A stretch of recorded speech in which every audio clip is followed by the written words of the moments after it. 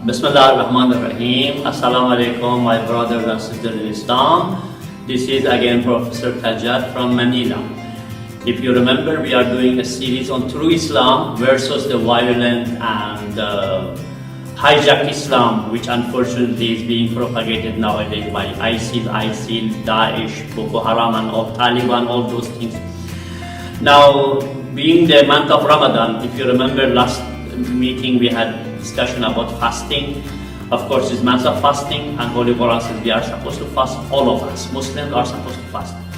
There are some exceptions. Those who are too young, or those who are too old, those who are pregnant, they cannot afford, those who are traveling, those who are sick, they will do it in other occasions.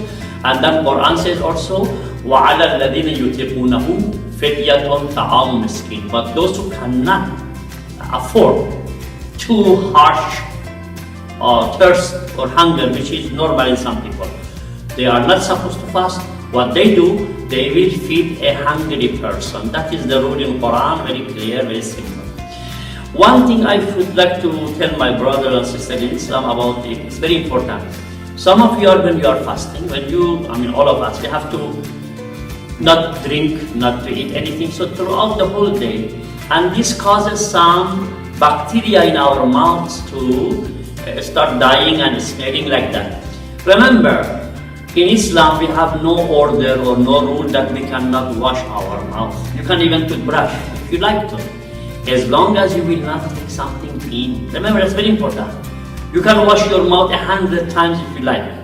As long as you throw it out, remove all the water that you took out. The rest is okay. The rest is your internal water or saliva, as we call it. So remember, don't give a bad image to Islam because you are fasting. So automatically, sometimes you are bad tempered because you are high blood and you are low sugar or whatever. Islam doesn't want us to do something negative. And the Holy Quran says, يُرِيدُ اللَّهُ بِكُمُ الْيُسْرَ وَلَا يُرِيدُ بِكُمُ الْعُسْرَ. This fasting is for normal people. If you have abnormalities physically, mentally, or whatever, you are not supposed to fast. And this big problem we have now in Karachi, just last week, we had 1,000 people died. Not a single alim, Shia ulama or Sunni ulama, Maulana, none of them told these young people, 1,000 people who died. If you cannot afford and you are dying out of thirst, then you are not qualified. Islam doesn't need suicide.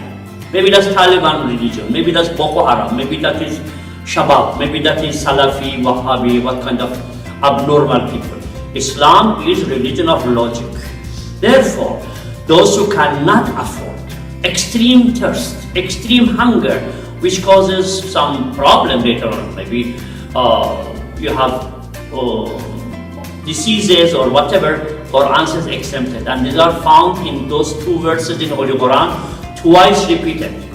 Those who are traveling and those who are sick, or reverse, those who are وَمَنْ كَانَ مِنْكُمْ مَرِيضًا أَوْ عَلَى سَفَرٍ فَفِي عِدَّةٍ مِنْ أَيَّامٍ أُخَرَ. Anybody who is sick among you, you should not fast. You do it in future, if you could. But if your disease is permanent, like diabetes, if you have diabetes, then you cannot afford every 30 minutes you have to drink something, take some medicine. So remember, Islam is not suicide. Islam is not torture. And as Quran says, لا يكلف الله نفسا إلا وسعها. لا يكلف الله نفسا إلا ما أتاها. Twice, Allah doesn't force anyone to do more than he could. So once again, I want to remind my brothers, sisters in Islam, those who are too young, less than 15 years, those who are too old and they are weak, you are exempted. Now if you want to fast, if you can afford, okay, go ahead. But don't force yourself beyond any limit. Thank you, brothers and sisters. Please share our videos with everybody throughout the world so we can educate them about true Islam versus violent Islam. Thank you very much. See you again.